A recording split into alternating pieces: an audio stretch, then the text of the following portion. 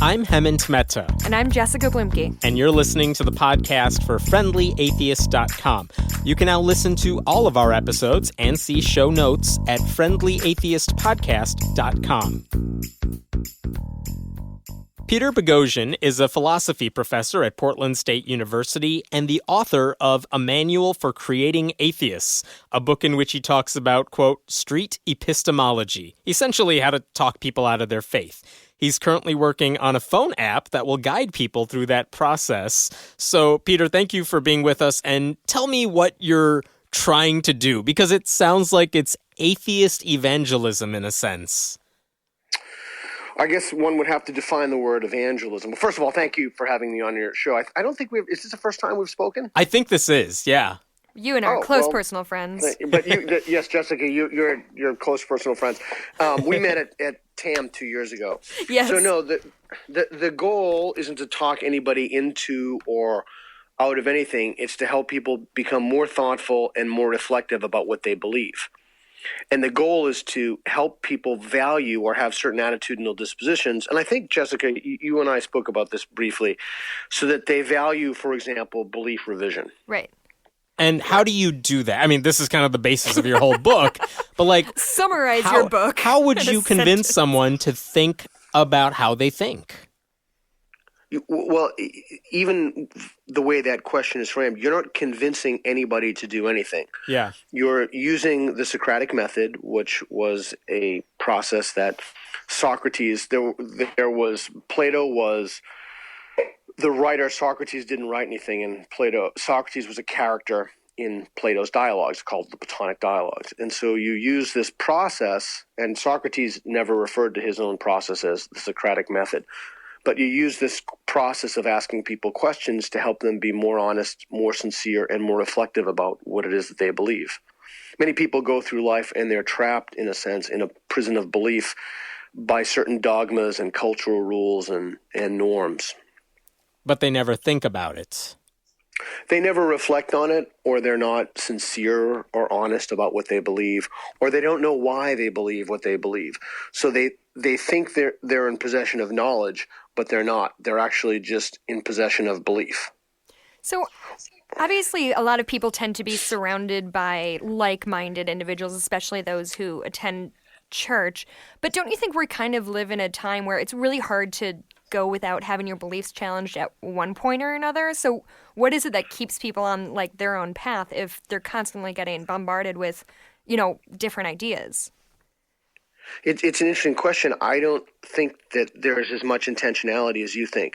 I think people seek out information that confirms what they already believe. Yeah. They don't impose a Socratic or scientific method on their own thinking, whereas you'd want to look in your epistemic landscape and how you form beliefs, how you know what you know, why you think you've come to knowledge. And what you want to do is you want to try to falsify or show those beliefs to be false. And we haven't done that. And not only do I think the problem is not just that people don't do that, it's that they don't value that. And when you don't value something, you don't seek it out because you think you already have it. So you're saying most religious people aren't looking for any reason to think they might be wrong. Yeah. And most people, not even religious people, most people don't look for reasons they might be wrong. Yeah, I'm glad you imposed that correction. I think that religion is a symptom. It's a particularly virulent and nasty symptom because it has institutionalized mechanisms and tax incentives, et cetera, to keep it in place. But I don't think that the problem in any way is unique to religion. So even like Democrats, even Republicans are having the same problem. Like, I'm going to watch MSNBC and not Fox News or vice versa. No, come to my house. My dad and I argue all the time. Into the political arena, it extends into virtually every domain of thought that one can think of, and that's beyond the scope of this conversation, but it could be an evolutionary mechanism. The brain is, in a very real sense, an engine of belief. And so we have mechanisms to keep our beliefs in place. Is this a problem within the atheist community, you think? That, once I was religious, and then I convinced myself that I was an atheist, and a lot of us have been through the same thing. But now that I'm an atheist, is this something I need to be worried about regarding religion? Worried is an interesting use of a term. I think that one should always be vigilant in making sure one's beliefs align with the truth. And in order to do that, you need certain dispositions. So you need to be able to have a rudimentary critical thinking skill set. You need to trust reason. You need to value certain things. And so this whole enterprise starts with what we value. Now, is it a problem? It all depends on how one defines atheist and what that means. And I've taken considerable flack for my definition of atheist, or atheism in both, but I stand by those. So it all depends on what one's starting point is, and if one is truly and sincerely honest with themselves and open to revise their beliefs. So what can we do to make that happen? How do you convince someone that they've been incorrectly thinking about things? Well, he just so happens to have a book on just that Really? topic. You read a manual for creating atheists. Actually, I have to tell you. But actually, go ahead. Do you have a thing? Well, I was wondering, the title is A Manual for Creating Atheists. It's kind of like you're saying this is the correct thing you got to believe in, but that almost seems to go against this whole idea of you just got to learn how to think. See, I don't... Even though I agree ahead, that if you Jessica. think correctly, you should go in that direction. Jessica, go ahead. Oh, well, I just wanted to tell you my... like you said, we met at TAM a couple of years ago, and my then boyfriend, now fiance, was really taken by what you had to say. And he went home and he read your book, and so when we first, I don't think he listens to this, so I'm not going to worry about embarrassing That's cool. My him. wife doesn't either. It's fine. When we met, he wouldn't, if we didn't get together, he wouldn't have given a shit about religion. It just wasn't a thing. And then he read your book and he would come over. He was like, Jess, it's like, he was saying it's like a tree and we're attacking the branches and you have to go after the roots. He was so, giddy about it. It was adorable. And I hope he doesn't listen to this episode because he'd be embarrassed. But Well, anyway, I will say go ahead. you nailed your audience with that. I must say, to stroke your ego a little bit. Oh, well, thanks. Well, I'm sincerely glad that he liked it. My goal in the book was really to help people to be more thoughtful and more honest with themselves. And it is a complicated question. How do we help people change their beliefs who don't want their beliefs changed? How do we help people have those attitudinal dispositions? I spoke of those earlier. And there's we don't have to do Jedi mind tricks or pluck this from the sky. There's an extensive corpus of literature spanning multiple domains of thought on how to do this. So we just look at the literature, find out what works, and then we can custom tailor that to people who are trapped by pernicious belief systems. I mean, from everything from the literature on how one exits a cult to drug and alcohol treatment to cognitive behavioral therapy with prison inmates. So it's really not a mystery. So if I follow what you're saying and I learn how to question my own beliefs and I do that correctly, and at the end of that, I still say, I believe in God and I'm a Christian, did I do it wrong? No, I would be shocked if that were the case. I don't know. I think that atheism is a conclusion that one comes to by having a certain way of thinking about the world, a way that aligns it's a process. It's a way of being sincere and asking oneself questions. But I think that atheism is a conclusion that people will come to that conclusion if they have a critical thinking tool set. And so if somebody is a Christian and they come to that, then I think that it behooves me to sincerely think about what the tool set that they used for that was, and maybe they're right. And so maybe I should believe that as well. Do you think there would be any value in repackaging what you had to say in a way that's more palatable to Christians? Because they're not going to pick up a book that says a manual for creating atheists. Right. Actually, they have. Oh, touche. And I receive emails all the time from people saying, hey, they read your book in my church, and to warn us how to do it. But really just think about, just really be sincere for a second. I know that this podcast, everybody likes to make jokes, but really think about something for a second. Instead of saying, look, if somebody comes up to you and they ask you this question and they read from my book, like the dialogues in the churches, instead of saying, really think about what that person is saying and be honest, They don't do that. They say this is how to defend against that. So they've started with the assumption that they have the truth. And your initial question was about evangelism. Right. This is not evangelism. This has nothing to do. I'm not trying to convince anybody of anything. But if they follow your method, they'll hopefully arrive at your same conclusion. But they follow the method for everything else. They follow the method when they walk into the bank and want change. They follow the method when they want to smell something in the refrigerator to see if it's gone bad. I mean, they follow the method in every other sense. Why wouldn't they follow the method about really substantive and significant things that are important in their lives, that affect their communities? Because it's a type of dishonesty. They're being dishonest with themselves. Is it possible how do you tell someone, how do you even raise that question of, I want to talk to you about how you think about things without being offensive or off-putting? Because it seems like if anyone came up to me and said, listen, I mean, they're not going to say this directly, but you've been thinking the wrong way your whole life. Yeah. Let me show you how to do it correctly. I mean, my first thought would be, get the fuck away from me. Not like, okay, let me hear what you have to say. Yeah. How do you raise this conversation? So there's Anthony Magnabosco has a series of videos in which he adopts strategies from my book, and he talks to religious people and atheists. There's one about karma and a Muslim woman. Excuse me. Yeah, he actually has these YouTube videos where he stops people. Or he doesn't stop people. He says, would you like talk to an atheist or something? Would you talk to me for like 5 minutes of your time? And he sets a little timer, and he has a camera, records those interventions, and then he posts them on YouTube. So I don't see that those people are off-put at all. In fact, quite the contrary. If you watch those videos, and I'm sure you know, people love to talk about their faith. Oh, yeah. They love to talk about faith more than they love to talk about sex or politics. People love to talk about faith. So I don't think, in all the years I've been doing, I mean, I can't even tell you how many times, nobody has ever found it intrusive. People have wanted to share the good news with me. Now, I would make a distinction that those people, like, they saw Anthony and they're like, all right, I'll talk to you. But Anthony is not necessarily going up and like, he's not approaching. They're coming up to him and saying, all right, I'm willing to have this discussion with you. That's not true. Oh. No, that's is not he true going at up all. to them? Yeah, he's going up to them. The Muslim woman he interviewed, I can't remember her name. Yeah. She was at a Muslim fair for, I can't remember what it is. You have to watch the video. But he approaches her. But I think as long as you're sincere with yourself and honest with the person with whom you're speaking, I think you can have very engaging and very productive dialogues with people. Mm-hmm.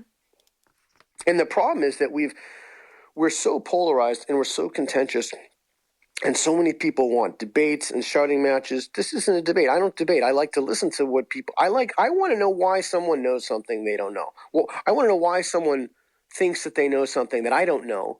And if their method of figuring that out is correct, well, of course I want to know what it is. Right. Mm-hmm. Why wouldn't I?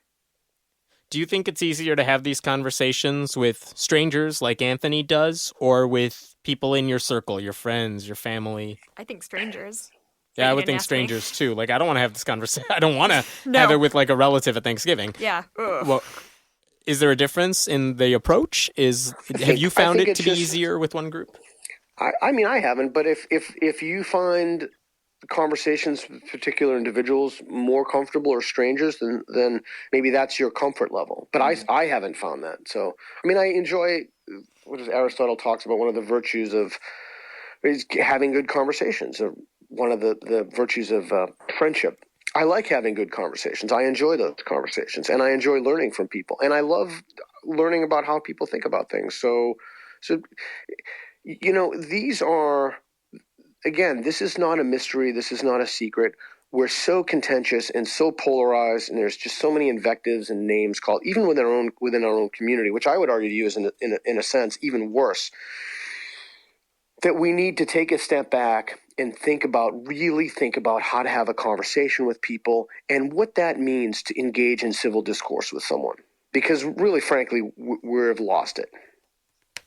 Is that something that's unique to the internet world, or do you think we've also lost it in person? Because I can understand like a news program getting into shouting matches because they think it is more interesting. It boosts ratings or whatever.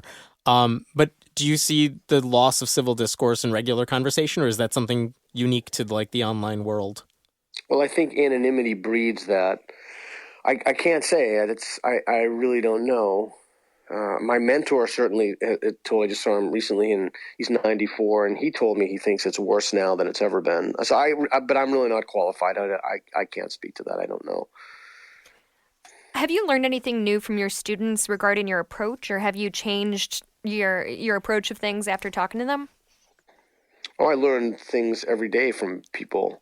I learn things constantly from people, of Christians, from non-Christians. I think if you stop learning, you have a life that's not worth living. Do you think? Let me ask you about like street preachers who might try to. I mean, they're trying to convince you that they're right too. Yeah. But that's a special breed of, I think, people trying to talk you into what they believe. How do you deal with them? I'm just curious. Do you walk past them like I do, or do you actually try to have a civil conversation with them? Are they even capable of that? Everybody is capable of living a life free of delusion. So what do you do with them? Well, it depends how much time I have. So I'm a pretty busy guy. So if I have time, then I'll try to help them and speak to them. And if I don't have time, then I'll walk by them. I will say I'm deaf in one ear and I have pretty bad tinnitus. And so I walk around with my headphones in, and I listen to podcasts. Sometimes I listen to music if I'm feeling a little self-indulgent. But it makes it difficult for me to often hear them. I've had, and sometimes you'll try to have a conversation with someone and they'll immediately start yelling at you, and then you realize that the total amount of time you'll have to put into that will be, you just won't receive it doesn't do the work that you need to do. And there are some people who have some pretty serious cognitive illnesses. And again, as I mentioned in the manual for Creating Atheists, we can't reach those people either. People who suffer from brain damage, for example. So let me use street preacher then as a symbol. There are people who will send me emails or something like that, and I can read their email, and my first thought is, there's no way this person is interested in what I have to respond with. Yeah. Right. They're just happy sending me that email. I stick it in a special folder. I ignore it. Yeah. I don't respond. And that to me is like a street preacher too. They're not interested in having a conversation. They're interested in just yelling whatever it is they believe. Is it possible to get through to those people? Is there a way that they would listen to you that you've found to be effective? I mean, that's an empirical question, and we can look at data.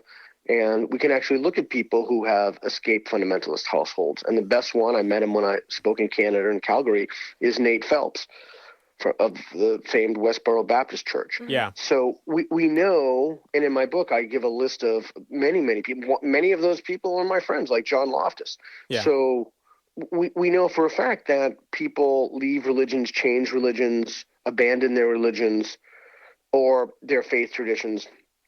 And so the first thing I need to do very, very briefly, I don't really want to get into this too much, but you need to ascertain one's degree of belief closure.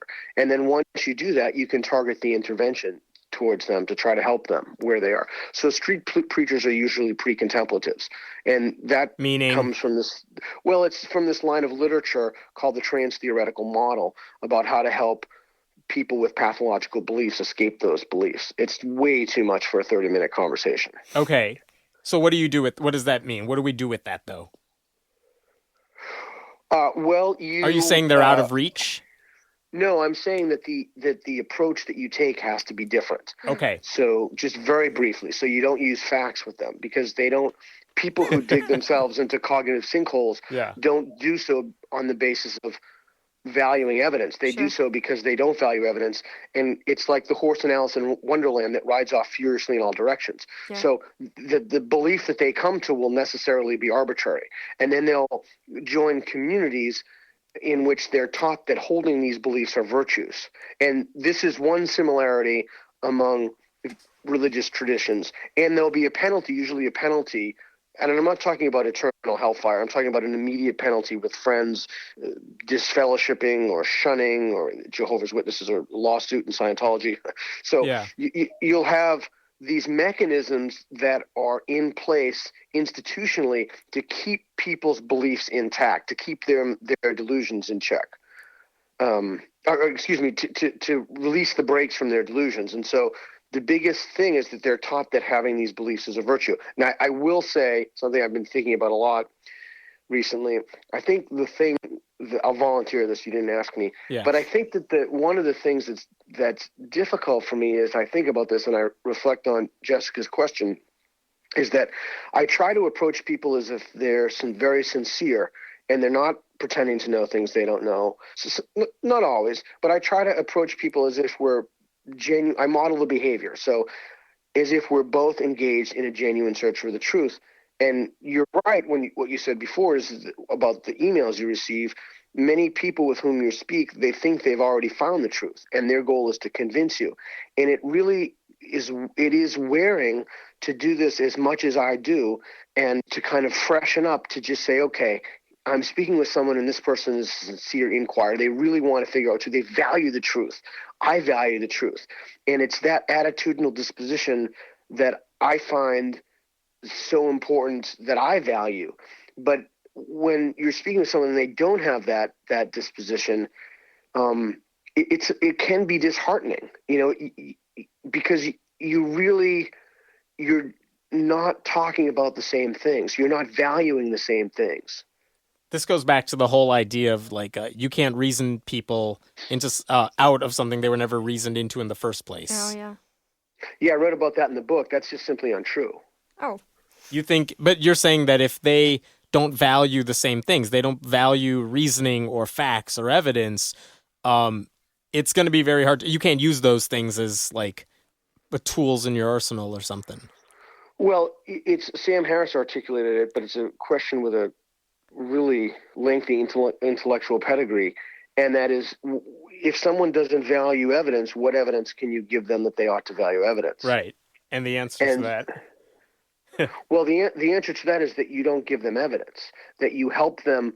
So that's why this is a very common mistake that people make, especially this is made by smart, educated people. The mistake they make is they think that other people think like they do.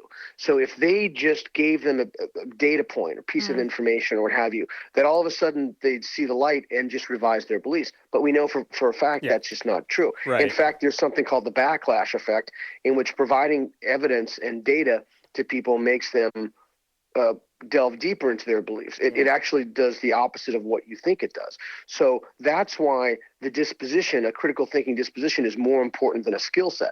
Because if you have a skill set without the attitude, you either won't use it or you'll selectively use it. Or, as Michael Shermer says, you will find you will be better at it's called rationalizing. You will be better at justifying bad ideas to yourself. And that's why being smart is not a prophylactic against believing asinine things. Because you may have, good reasons for believing bad things, at least in your mind? Because when you're smart, you're better at coming up with reasons for things. Okay. So you come up with good reasons for bad ideas. You have a process in place that you can justify to yourself the things that you believe that are false. And then you couple that with the idea that having a particular belief makes you a better person. And voila, I mean, that really is a recipe for a kind of cognitive or epistemic closure. Or you're creating almost an ideal set of conditions when you lay that on top of the brain, the cognitive architecture, for people to not revise their beliefs. Interesting. So there are, to kind of take a right turn for a second, there are some people in sort of the public sphere who tend to be our go-to people when it comes to arguing against faith, people like Bill Maher. Do you think that people like that are effective in debating the religious thing, or do you think they're not doing a great job and doing more harm than good?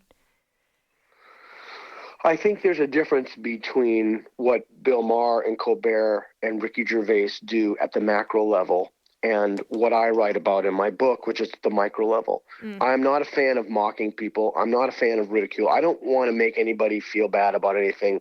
I'm I really am a because sincere it's not inquirer. Effective? Or because you're just a nice guy? I guess that's the secondary reason. The primary reason is because I really do want to know what's true. I mean, Okay. I genuinely. Sure. I mean, why wouldn't I want to know something? It doesn't even make any sense to me. Why wouldn't I want to know something if it's true? Yeah. And the way to do that is you shut off a conversation and you invoke a defensive posture when you're speaking with someone and you start mocking and ridicule and call them a creatard and all this stuff. So, I'm not, for me, in these one-on-one engagements, the way to approach people is with kindness, is with intellectual humility, is with treating them with dignity, is with compassion. When you leave the one-on-one sphere and you're talking about these macro strategies, I'm not going to tell Bill Maher what to do with his job. I do think that I do think that sarcasm and mocking certain ideas hold a place. But in one-on-one interventions, they do not. I don't know of any piece of, even a single piece of literature that says if you mock somebody when you're speaking with them, they won't invoke a defensive posture and they're more likely to change their beliefs. That's just that. I would be astonished if someone could show me the literature on that. Well, this makes sense too, because I agree. There's a lot of people I know who maybe question their faith for the first time because they heard George Carlin doing a bit, or they heard Ricky Gervais or Bill Maher saying something. But I would never think to myself to use those lines or to use their arguments, so to speak, if I were having like coffee with someone who was religious. Oh, God, no. Because you're saying, I don't think that would be effective, and it's weird. Okay, so let's take a look at that. So Bill Maher says something, and they start thinking, or Ricky Gervais or Colbert, what have you, and then the people start thinking, and then they say, hey, Jessica, or Jessica's boyfriend, whatever his name is, fiance. Congratulations. Oh, thank you. Jessica's fiance. And when you speak with them, there's a way to speak with them. So that's the contemplative stage. They're in a different stage of transforming into a life of reason, and they're thinking about it. They're thinking about abandoning their faith. And the way to help them is there are processes and methods that you can engage in conversation with them so that they can be more honest with themselves, and that you can provide them some tools and some ways to reflect upon their beliefs so that they can cast off silliness. Does this work on your children? Does it work on my children? Like, can you convince them, like, okay, you're arguing with me about something, but let me explain to you how you should be thinking about, like, I don't know. Does that hold any weight when it's your own kids? I don't. The older I get, the less I try to convince people of it. It really is true. My friend, I'll send you the link from the Dawkins Foundation, sent me a link from a video about a guy. It was really interesting. When you try to control people, you end up being a hostage yourself. You end up ceding your autonomy and authority to them. And I think the whole idea of convincing or controlling or dominating or manipulating, I think that those things we need to move beyond that. So I don't know, does it, I mean, I engage my son and my daughter too, but she's younger, so there's a little different, there's an age difference there. I mean, my son has convinced me, to use your word, convinced, he's engaged me in a kind of Socratic questioning. I've changed my mind about things in his life, and he can stay out an hour later. Right, like I guess that's the question I'm getting to, which is like I got into like yelling matches with my parents all the time, and I wonder if your arguments are any different. Well, I don't know. I've had a lot of people come to my house, so we have an extra bedroom. You can come and you can see yourself. But yeah. if you're we'll not, take you up on that, man. Be careful what you offer. I think a lot of parents. Well, yeah, we always have people here all the time. I think if you're really honest with yourself about your parenting, you realize that most quote unquote parenting strategies, they're just ideologies. There's really no evidence for them. There's no evidence. You should do this because I said so. Yeah, the whole Job card. But even beyond that, there's a kind of myopia when it comes to certain strategies that are effective for child rearing. And the one thing that those strategies have in common, in fact, I wrote about this in the foreword for Dan Earl's book, is that they're under or unevidenced. They're just byproducts of whatever happens to be in vogue in the culture right now. Mm. And there's some really interesting literature on parents and personality, and how personality type is absolutely completely unaffected by parenting style. Do your children, or did they ever, believe in Santa Claus? I never have lied to my children about that, Easter Bunny, Santa Claus, any of it. My wife did, however, and I told her that she's certainly welcome to navigate her relationship with the children however she wants, but I will navigate my relationship. And if they ask me, I'm going to tell them the truth. So I'm not a fan of... How did that go over? Well, actually, it went over really well because that's the idea, again, of not impeding on someone's autonomy. So I try not to impede on my wife's autonomy, no matter what sexual autonomy, psychological. I'm not out to dominate or tell anybody how to live their lives. Let me talk about your app. Tell me about what this app you're working on is, what it does, how are we supposed to use it? It's basically embeds questions and takes off from the book. So it teaches people how to ask questions in a way that's non-confrontational, to talk to someone who passionately believes in God or faith or a religion. So it's partially informative, and it helps people reclaim a sense of wonder and curiosity about their lives and what they value. So it's not something I'm going to whip out when I'm in a heated argument with a creationist. Well, Peter Boghossian says Yeah. you're wrong. No. This is a tutorial. It's an app that's supposed to help me think better or think more in a better way. Think better and think of, and not only to help you think better, but when you engage people, there are literally, I am not kidding when I say tens of thousands of fields. I can screen share with you if you want to Skype with me, and I'll just give you a peek at it. Yeah. And it's basically any question that people can think of, from drugs and booze to quantum physics, fundamentalism. So there are just hundreds of categories and icons to go along with those categories. So it talks about DPDs, it talks about benefits, and there are 5 levels. It's like escaping Plato's cave. And they run through issues in a way from less complicated to less complex to more complex at the highest level. So it teaches people how to detect BS. It teaches people how to have more constructive, more compassionate conversations with people to help them engender doubt. And when is this finally coming out? Boy, I wish I knew the answer to that question. Soon. We think Soon. We're shooting for a June release date. June 3rd is the target date. Okay. And right before Imagine No Religion 5. Excellent. And now, what are some of the other projects you are working on over the course of the next year? Boy, the 24th, I have a fundraiser at Shermer's house with Bill Nye. That's like my house parties. Yeah. In February, I'm sure I know you know Victor Stenger because you had sent an email about that. It's Vic's last published work with Jay Lindsay and I, published a piece that'll be coming out in Scientific American called Physicists Are Philosophers Too. So it's a nice little tribute to Vic. February 28th, I decided I didn't have enemies, so I'm going to go after the sustainability movement. I have an academic presentation. I have an presentation at the University of Portland. April, I think it's the 9th through 12th. Definitely, but it's unconfirmed. I have a in New York City with NECSS. I have a game coming out, which I'm pretty excited about. In fact, my partner from Elbow Fish, David Galliel, was just here. We had dinner tonight. I have a game coming out. It's called Jux. It's an unpredictable. Yeah, it's like you juxtapose things. It's a story game that, again, it's about the dispositions of critical thinking, how to do that in a fun environment that's non-academic, that takes it off the table, that values belief revision in a storytelling context. So that should be out June 1. That's kind of cool. And then I'm going to go on tour in Australia. What? Right after, it's going to be really cool. This is kind of interesting. I have very graciously invited myself to many houses and then accepted my own invitation. So that's so kind.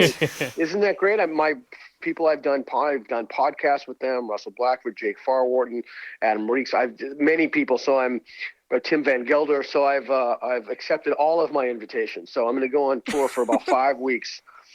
So that's pretty cool. And then finally for 2015, hopefully I'll have a very radical paper coming out. The older I get, the more experimental I become. It's about the training method in Brazilian Jiu-Jitsu being used in critical thinking classes. So that's a fun You and paper. Sam Harris and the Jiu-Jitsu, man. Yep, the ultimate corrective mechanism right there. There you go. Here's your app. Boom. You cannot. That's fake what you being, mean by street epistemology. Yeah, you can't fake being good at jiu-jitsu any more than you can fake speaking Mandarin. and right, a native speaker will know instantly. Right. Somebody who knows jiu-jitsu. So there's a built-in corrective mechanism for that. So yeah, jiu-jitsu is a lot of fun. All right. Well, thank you so much for your time. Thanks for calling in, and good luck with all of your endeavors this year. Yeah, we'll post links to everything in the show notes for this episode, and we'll post a link to a manual for creating atheists. Thanks, Peter. Thanks. I appreciate it very much. Thanks for listening to the podcast for friendlyatheist.com. This episode was taped at Cinnamon Sound Studios in Aurora, Illinois. The music was composed by Brad Chagdis. If you like what you're hearing, please consider making a contribution at patreon.com/Hemant. That's He-Man T.